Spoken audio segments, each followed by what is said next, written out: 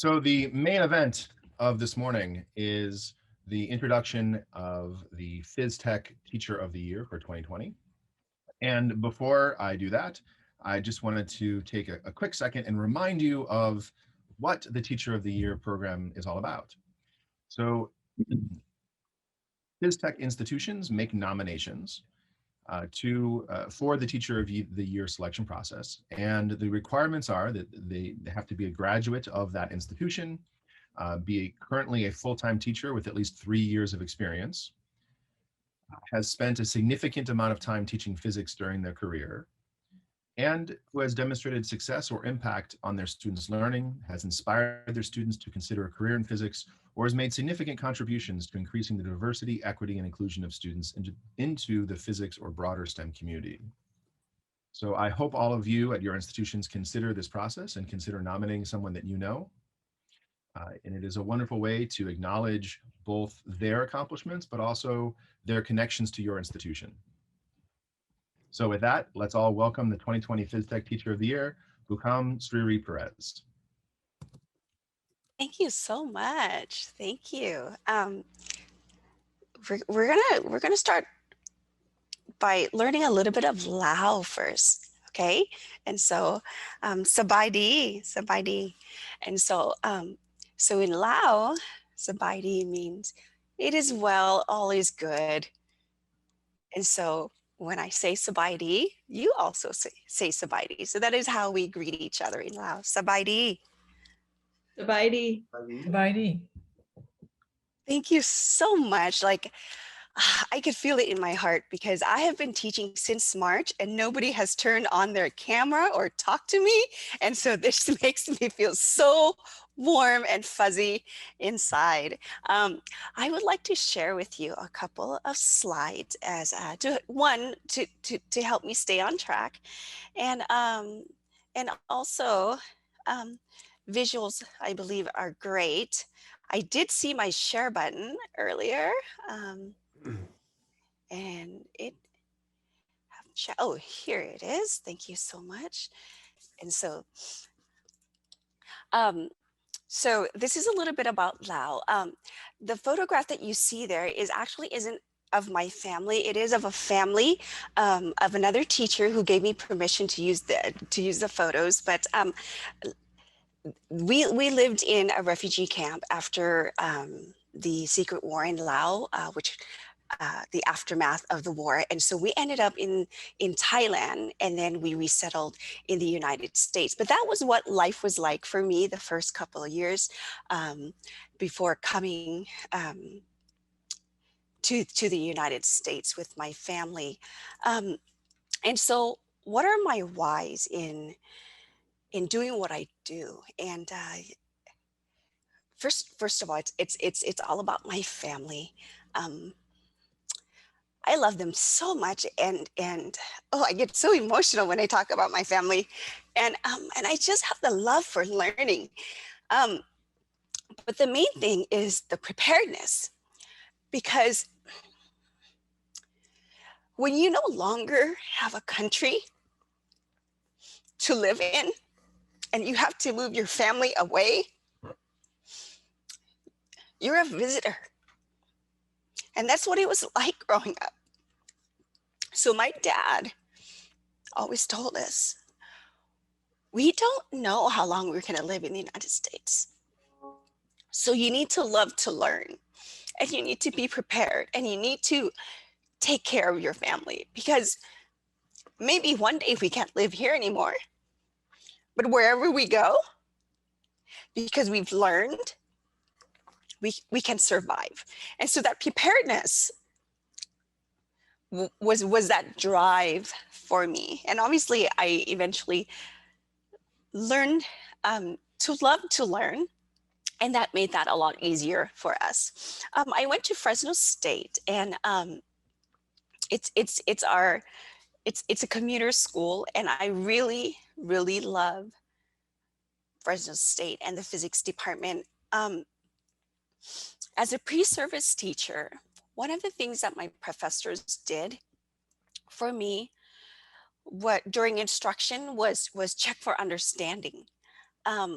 it's so easy for them to go and lecture and share with us their knowledge. But one of the things that was really powerful for me as a student, an undergraduate student, was, and it wasn't my favorite, at the time, but I knew that that was what was most impactful, was being asked to go to the front of the room and help solve problems, right?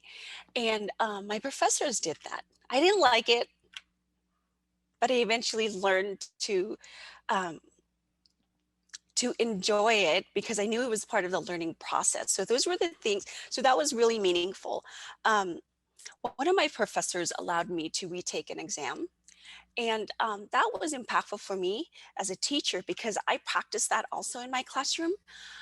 Because I truly believe that learning happens during the lecture, while practicing problems, and also learning happens during exams. Like when you're taking an exam, you're learning also, and learning happens afterwards. And so having a professor who allowed me to resubmit work or redo an exam really helped me enjoy the learning process and really enjoy physics, because it was really hard for me. It was really, really hard for me.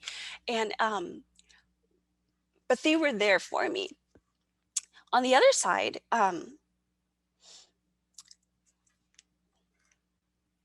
the social emotional side is something that perhaps we don't talk about as much at the university level. Um, just knowing that my professors in all of the department, the people who work to support the department, that they genuinely care for me as a student. They made an effort to build positive relationships with me. They gave me individual time. I knew when I was an undergraduate that although I did not have that professor as my professor, I knew that I could go ask for help and they would make time for me. And they listened to me because I would tell them this is a really hard subject for me, and they listened to me with empathy. And because our department was so small, I was always the only female student in class, and I had only one female professor. And so to know that all of my professors and all of the faculty members in the department appreciated diversity and made an effort to make sure that I was taken care of, I really appreciated that. Um, there was a project called Project Most that the university had that I am so grateful for, because it really truly helped me prepare for the classroom. Um, the content was great. Building relationship, my professors were great, but there was another layer of support. I was part of Project Most Minority Opportunity in Science Teaching. And my major was natural science and natural sciences with an emphasis in physics. And we took summer courses with in-service teachers. We were building relationship with in-service teachers, taking the same classes. And you know how great it was for me to be able to help an in-service biology teacher or a chemistry teacher to learn a little bit of physics. That was really neat. Being when living in poverty, you're bound to your space where you live, and you really don't get to go outside of that. And this particular program had field studies where it took me all over California. Okay, so we went to the Sierra Nevadas, we went to the Central Coast, we studied the geology, we studied energy and water, and we did all of this with in-service teachers and with professors at Fresno State. And so that the relationship that we built during those field studies and having classes together really helped me prepare for the classroom. Modeling physics was one of the courses that we took during the summer, and that really, again, helped me prepare to become a teacher. We also worked on our teaching credential at the same time. And so we were taking so many classes during the summer, during the time that I was at Fresno State. And so having this special program for students who want to become teachers really help support us to become more successful and more prepared. Having opportunity to work in the classroom with the in-service teachers and working with students allowed me to see the teachers at work, and also allowed me to work with students in small groups to help them learn their content. So when I was an in-service teacher at the beginning, I wanted to start an AP program. And so I continued to receive support from the university, from the credential program, as well as Fresno State. But one of the few things that I felt was so important in helping me grow the AP program at McLean High School and also at Duncan High School is the support of the physics department.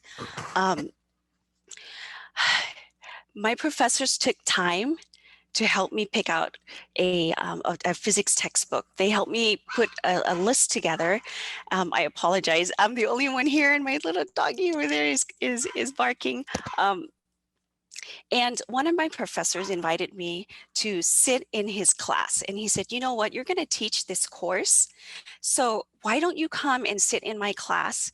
I know you already took it as a student, but why don't you come back as a teacher, and see what you can take away?" And so that really helped me out a lot. These were the things that I wish I had learned when I was a pre-service teacher. Was I received support for content, social emotional support. Excuse me, I'm not sure if you can you hear the barking very loud? Oh, okay.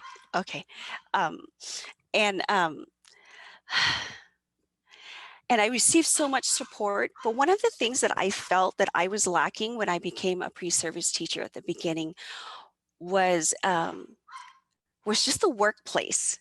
I did not know how to deal with conflict at the workplace. I was young. I was 22 years old when I first started, and I had veteran teachers who I didn't have a relationship with. And so I didn't know how to advocate for myself. I didn't know how to say no. I was overworking myself so much that I forgot to care for myself, and it affected my health. And so I didn't go over all of them, but I listed them. Hopefully you're able to see them. But one of the things that really, really, really helped me, and I had to learn it the hard way, was advocating for myself and learning how to deal with conflict, because I fled. I didn't know how to deal with conflict with one site, so I left and went to another site. And I didn't know how to deal with this conflict at this site, so I left and went to another site until I learned how to deal with that conflict and say, no, I'm not going to run away from it. I'm going to learn how to solve it. And this program will be successful because I refuse to run away. And that's one of the things that I wish I had learned as a pre-service teacher, because I think it would have saved me a lot of time. And so this award is something that that I never thought that I would ever achieve, because my heart is with my community and my students, and that itself is a reward. I mean, I just love my job, and I love being with my students. And so this award gave me some time to reflect on my journey as a teacher and as a student, and the hardship that my family endured. And it's a win for all teachers, because without them, without my teachers, I would not be here today. Without my elementary school teachers and high school teachers and my professors at the university, I would not be here today. And to be able to be an example for my students in my classroom, because the community that I serve are minority, I mean like a large group, and to be able to tell them, look, I know what it's like to live in poverty. I know what it's like to work in the field so that we can have money to buy school clothes at the beginning of the school year. I know what that's like, but you know what? It's okay. It helps build character. And when you take the opportunity that I'm giving you as a teacher and the school's giving you, you will be able to do whatever it is that you want to do with your life and to give back to your community. And so I never really took the time to think about that, but this award has really made me stop and think. And I'm just so grateful for this opportunity to share with you my journey. And these are the people that helped me. Because if you do the math, I have a couple of hundred students a year times 22 years. That's a lot of people that have come into my life. And it's these few people here that helped me get to where I am. And so I want to make sure that I make them proud, because I know that they gave their heart to me when they taught me and supported me in my journey. And so I'm going to end with, again, a little bit of Lao. Thank you in Lao means khop jai. And what it is I'm offering my heart. So I know I look like a teenager, right? Like this, but in Lao, it does mean perimeter of my heart. I frame my heart for you. I thank you for your time. And I thank you for listening to my story and my journey. Thank you so much for that message, and for highlighting really your story and your successes, and really how that is translated into the successes of so many of your students, and transitioning all of your passion to so many other people. So thank you for sharing that with me, and thank you for sharing it with all of us. And congratulations on being the 2020 PhysTEC Teacher of the Year. Maybe we can all say Kab Chai on the count of Chai. Kab Chai. Kab chai. Kab chai. Kab chai. Kab chai. Yeah, and you know what? I just wanted to add that when I share part of my culture with my students, it really it helps with the learning process, and because now they're comfortable about sharing their culture, and they're comfortable about talking maybe things that they felt were strange about their home or different, but now we can talk about it, because if my teacher is willing to open herself up and be vulnerable, then maybe I could do that too, and the affective filters will lower. So then now we can focus on the learning, because I know that whatever I bring to the table, my teacher will understand, because her culture is kind of strange too, and it's okay. I can identify with that, and it really helps with the learning.